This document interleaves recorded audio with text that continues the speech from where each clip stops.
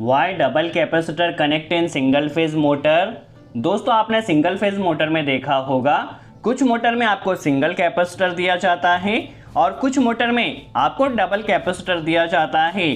तो कुछ मोटर में हमें सिंगल कैपेसिटर क्यों दिया जाता है और कुछ मोटर में हमें डबल कैपेसिटर क्यों दिया जाता है, इसके पीछे क्या रीज़न होता है, आज के स्टडी में हम समझ लेते हैं। बट सबसे पहले हमें यह क्लियर होना चाहिए कि किसी भी मोटर में हम कैपेसिटर क्यों लगाते हैं, ये काफ़ी इंपॉर्टेंट है। देखिए हमारे पास चाहे सिंगल कैपेसिटर मोटर हो या फिर डबल कैपेसिटर मोटर हो, सबसे पहले हमारे पास जो मोटर होती है उसमें हमारे पास दो पार्ट होते हैं। फर्स्ट होता है स्टेटर और सेकंड होता है रोटर। जो स्टेटर होता है वह एक स्टेशनरी पार्ट होता है और जो रोटर होता है वह रोटेटिंग पार्ट होता है जो कि मोटर में रोटेट करते रहता है। ठीक है, अभी हमारे पास देखिए जो स्टेटर है यह स्टेशनरी है, तो स्टेशनरी होने के कारण स्टेटर में हम वाइंडिंग करते हैं और वाइंडिंग में हम सप्लाई कनेक्ट करते हैं। सप्लाई कनेक्ट करने से क्या होता है, जैसे ही हम सप्लाई से कनेक्ट करते हैं तो स्टेटर में एक मैग्नेटिक फील्ड जनरेट होती है। ठीक है, अभी मैग्नेटिक फील्ड जनरेट हुई है, इस मैग्नेटिक फील्ड के ही कारण जो रोटर होता है वह रोटेट करता है। ठीक है, मैग्नेटिक फील्ड जितनी स्ट्रांग रहेगी रोटर उतनी ही स्ट्रांग वहां पर रन करेगा। ठीक है, अभी जस्ट मैग्नेटिक फील्ड जनरेट हुई है, बट प्रॉब्लम यह होती है कि हमारे पास जो सिंगल फेज मोटर है, सिंगल फेज मोटर में देखिए अभी हमारे पास नॉर्मली होता क्या है, हमारे पास दो वाइंडिंग होती है।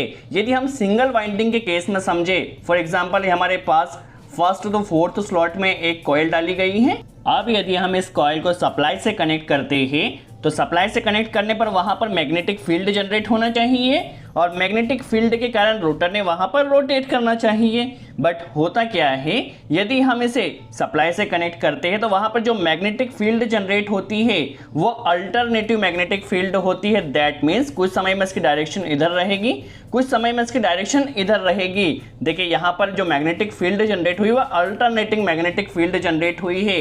दैट मीन्स की डायरेक्शन कंटिन्यू चेंज हो रही है।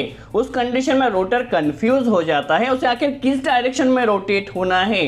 तो उस कंडीशन में क्या होता है, रोटर हमारा रोटेट नहीं करता है और उस कंडीशन में आपने सुना होगा कभी कभी क्या होता है, रोटर से हमिंग का साउंड आता है, रोटर हूं हूं करता है, तो वहां पर मैग्नेटिक फील्ड प्रॉपर नहीं बनती, इसलिए वह हूं हूं करता है और हमिंग का साउंड आएगा और उस कंडीशन में हमारी मोटर रोटेट नहीं करेगी, क्योंकि वहां पर जो मैग्नेटिक फील्ड बनी है वो अल्टरनेटिंग मैग्नेटिक फील्ड बनी है जो कि कंटिन्यूस की डायरेक्शन चेंज हो रही है। हमारा रोटर कब रोटेट होगा, जब उसे रोटेटिंग मैग्नेटिक फील्ड मिलेगी। यदि रोटर को रोटेटिंग मैग्नेटिक फील्ड वहां पर मिलती है तो रोटर वहां पर रोटेट होगा। अब रोटेटिंग मैग्नेटिक फील्ड किस तरह से मिलेगी समझ लेते हैं। दोस्तों ये वीडियो काफी बेसिक से हम आपको समझा रहे हैं। देखिए रोटेटिंग मैग्नेटिक फील्ड कब आएगी, जब वहां पर फेज शिफ्ट आएगा। ठीक है, कोई भी दो फेजों के बीच में फेज शिफ्ट आना चाहिए, जैसे आपने थ्री फेज मोटर में देखा होगा आर वाई भी 120 डिग्री के फेज शिफ्ट पर रहते हैं। 120 डिग्री के फेज शिफ्ट होने पर हम थ्री फेज मोटर में कभी भी कैपेसिटर नहीं कनेक्ट करते हैं, क्योंकि वहां पर रोटेटिंग मैग्नेटिक फील्ड होती है फेज शिफ्ट होने के कारण। बस सिंगल फेज मोटर में क्या होता है, यदि आप एक वाइंडिंग करते हैं तो वहां पर फेज शिफ्ट बिल्कुल भी नहीं रहेगा। तो इसी फेज शिफ्ट को लाने के लिए हम वहां पर एक स्टार्टिंग वाइंडिंग कनेक्ट करते हैं जो कि रनिंग वाइंडिंग से 90 डिग्री के फेज शिफ्ट पर रहती है। देखिए 90 डिग्री के फेज शिफ्ट पर स्टार्टिंग वाइंडिंग है। अब वहां पर क्या हुआ, फेज शिफ्ट आ गया। फेज शिफ्ट आने से जो मैग्नेटिक फील्ड रहेगी वो रोटेटिंग मैग्नेटिक फील्ड रहेगी और इस रोटेटिंग मैग्नेटिक फील्ड के ही कारण हमारा जो रोटर है वह रोटेट करता है। ठीक है, अभी आपको बेसिक से सिंपल कॉन्सेप्ट क्लियर हुआ। सिंगल फेज मोटर में फेज शिफ्ट लाने के लिए हमने डबल वाइंडिंग की और हमारा मोटर ने रन करना चाहिए, बट कैपेसिटर हमने क्यों लगाया ये कॉन्सेप्ट अभी क्लियर नहीं हुआ है। तो कैपेसिटर लगाने के पीछे क्या कॉन्सेप्ट है हम समझ लेते हैं। देखिए जब वाइंडिंग में हम सप्लाई कनेक्ट करते तो मैग्नेटिक फील्ड वहां पर बनती है, बट रोटर उस कंडीशन में स्टॉप कंडीशन में रहता है। ठीक है, मैग्नेटिक फील्ड हाई लेवल पर है और रोटर स्टॉप कंडीशन में है। ठीक है, तो उस कंडीशन में रोटर हमारा रोटेट नहीं होगा क्योंकि उसे ज्यादा टॉर्क की और ज्यादा पावर की जरूरत होगी। यदि एक बार उसे ज्यादा ताकत मिल जाए, रोटर एक बार स्टार्टिंग कंडीशन में आ जाए, तो फिर मैग्नेटिक फील्ड के कारण वो कंटिन्यू रोटेट होता रहेगा। बट स्टार्टिंग में क्या है, हमारे पास टॉर्क लो है, तो टॉर्क लो को बढ़ाने के लिए हम वहां पर एक स्टार्टिंग कैपेसिटर लगाते हैं। स्टार्टिंग कैपेसिटर क्या करता है, जस्ट मोटर को पुश करता है। देखिए जस्ट वहां पर रोटर वहां पर पुश होगा और एक बार रोटर वहां पर पुश होगा, रोटर जस्ट स्टार्ट हो चुका है, तो उस कंडीशन में हमारी मोटर वहां पर कंटिन्यू रन करती रहती है। तो स्टार्टिंग कैपेसिटर हमने क्यों लगाया, जस्ट स्टार्टिंग टॉर्क प्रोवाइड करने के लिए। एक बार मोटर हमारी 70 to 80% स्पीड में आ जाती है तो स्टार्टिंग कैपेसिटर को कट कर दिया जाता है और हमारी मोटर वहां पर कंटिन्यू रन करती रहती है। तो आपको कॉन्सेप्ट क्लियर और स्टार्टिंग कैपेसिटर क्यों लगाया, मोटर को स्टार्टिंग टॉर्क प्रोवाइड करने के लिए हमने वहां पर स्टार्टिंग कैपेसिटर लगाया। ठीक है, अभी हमारी मोटर यदि एक बार स्टार्ट हो जाएगी, टॉर्क उसे मिल जाए तो स्टार्टिंग कैपेसिटर वहां से कट हो जाएगा। अब जो सेकंड कैपेसिटर लगाया जाता है वह रनिंग कैपेसिटर लगाया जाता है।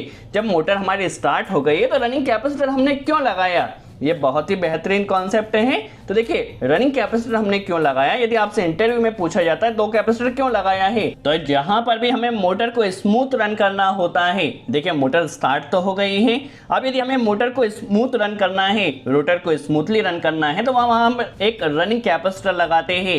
एग्जाम्पल के तौर पर देखा जाए, देखिए रोटर को यदि हमें स्मूथली रन करना है, कोई ऐसी एप्लीकेशन है जहां पर हमें रोटर को स्मूथली रन करना है, वहां पर हम रनिंग कैपेसिटर भी लगाते हैं। जैसे आटा चक्की मोटर हो गई, आपका एसी हो गया, कंप्रेसर मोटर हो गई, वहां पर हमें जो रोटर है उसे स्मूथली रन करना होता है।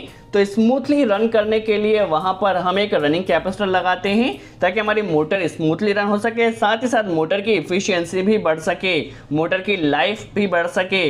तो जहां पर भी हमें स्मूथली रन करने की जरूरत होती है वहां पर हम रनिंग कैपेसिटर भी लगाते हैं, और जहां पर जस्ट मोटर को हमें स्टार्ट करने की रिक्वायरमेंट होती है वहां पर हम स्टार्टिंग कैपेसिटर लगाते हैं। यदि आपसे इंटरव्यू में पूछा जाए स्टार्टिंग कैपेसिटर और रनिंग कैपेसिटर क्यों लगाया जाता है, तो स्टार्टिंग कैपेसिटर का जो मेन काम क्या होता है, जस्ट स्टार्ट करने का होता है मोटर को।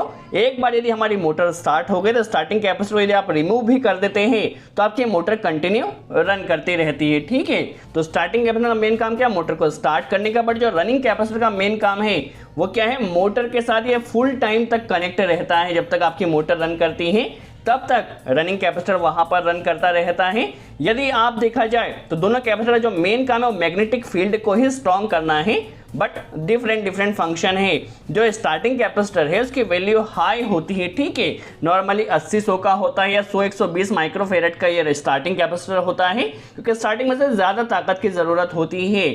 और जो रनिंग कैपेसिटर होता है उसकी वैल्यू कम होती है, नॉर्मली 20 माइक्रोफेरेड या 25 माइक्रोफेरेड के आसपास होती है।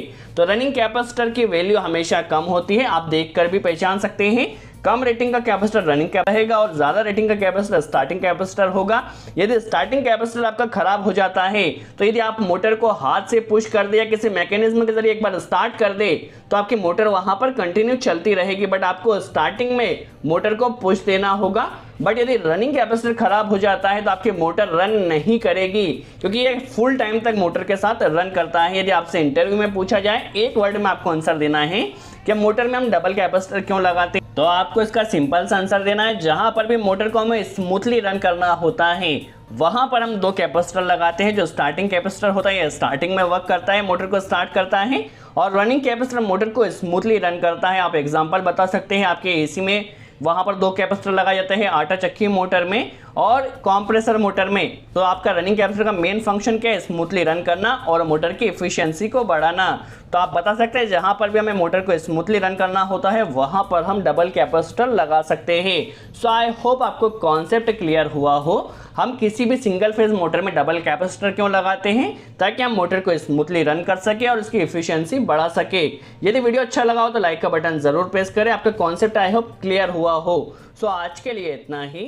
Thanks friends.